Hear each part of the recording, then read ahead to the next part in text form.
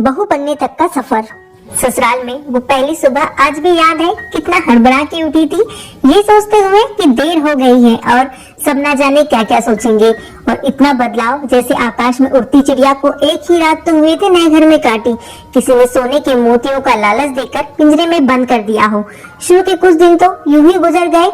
हम घूमने बाहर चले गए, जब वापस आए तो सासू माँ की आंखों में खुशी तो देखी, लेकिन बस अपने बेटे के लिए ही दिखी। मैंने सोचा शायद नया रिश्ता है, एक दूसरे को समझने में देर लगेगी, लेकिन समय ने जल्द ही एहसास करा दिया कि मैं यहाँ बहू हूँ, जैसे चाहूँ वैसे नहीं रह सकती। कुछ कायदा मर्यादा है जिसका पालन मुझे करना होगा। धीरे धीरे बात करना, धीरे धीरे हंसना, सबके खाने के बाद खाना खाना, ये सब आदतें जैसे अपने आप ही आ गई। घर में माँ से कभी कभी बात होती थी, धीरे धीरे पीहर की याद सताने लगी।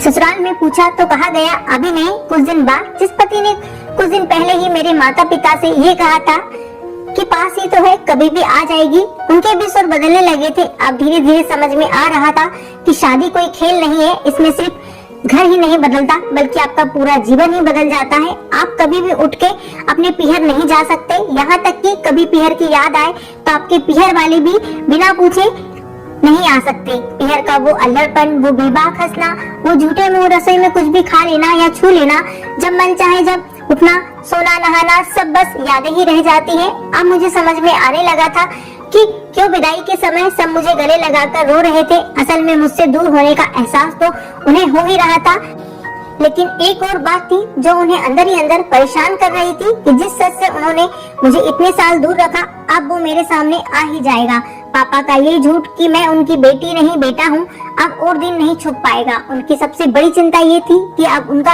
ये बेटा, जिसे कभी बेटी होने का एहसास ही नहीं कराया था, जीवन के इतने बड़े सच को कैसे स्वीकार करेगा। माँ को चिंता थी कि उनकी बेटी ने कभी एक गिलास पानी का भी नहीं उठाया, तो इतने बड़े परिवार की जिम्मेदारी कैसे उठाएगी। सब इस विदाई और मेरे पराये होने का मर्म जानते थे सिवाय मेरे, इसलिए सब ऐसे रो रहे थे जैसे मैं डोली में नहीं अर्थी में जा रही हूँ। आज मुझे समझ में आया उनका रोना गलत नहीं था। हमारे समाज का नियम ही ये है, एक बार बेटी डोली में विदा हुई तो फिर वो बस मेहमान की तरह होती है घर की। फिर कोई चाहे कितना ही क्यों ना कह दे कि ये घर उनका भी है, सच तो ये है कि अब जो कभी मैं यूं ही अपने उस घर जिसे मायका कहते हैं नहीं आ जा सकती। हजारों समस्याएं और परेशानी आने पर भी उसी को हल करना है, हंसते हुए, गम छुपाते हुए। क्या कहेंगे आप, क्या यह तपस्या से कम नहीं है? अनजान जगह को सुधार कर अच्छा बनाने का काम करना।